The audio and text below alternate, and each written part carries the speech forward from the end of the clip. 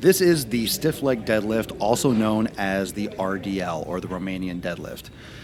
This exercise is fantastic for the gastrocnemius, actually the calf, also the hamstrings on the back of the thigh, and really what's most important is the glute activation. Most people do this exercise incorrectly because they activate too much of their upper body, their arms, and they don't balance their weight over the center of their body, over their midfoot, and they tend to rock a little bit too far into their heels and affect the lower back too much. So for this exercise, you'll see me looking up sometimes in the mirror, which is a little bit you're not really supposed to do, but I primarily try to keep my chin tucked in, looking down at the ground. That way I can keep my cervical spine engaged and neutral.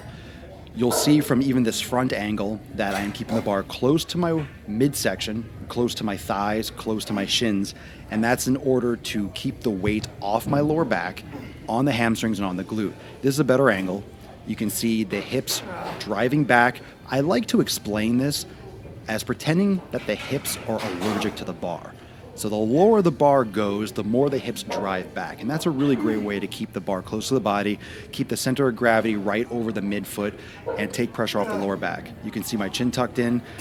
My lower back is flat and a neutral spine, if anything.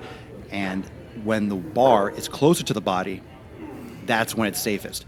If, for example, the weight shifts too much to the ball of the foot, here's why I always like to tell people the reason why I like these wraps and not the canvas wraps is if I let go right now, the bar will drop. And that's super important for a deadlift or a Romanian deadlift, as you see here.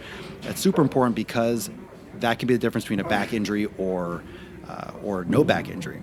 If, for whatever reason, my weight shifts too far forward into the ball of my foot, to the front of my foot, all of a sudden, the focal point of the stress will come off the hips and the hamstring and go right to the lower back.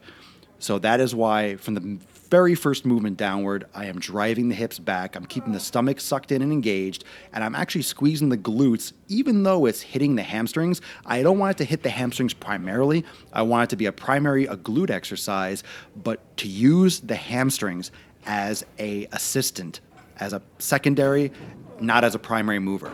If you're focusing on the hamstrings and you're relaxing the back, you're not driving too much with the hips, you put a lot of pressure on the lower back in a negative way.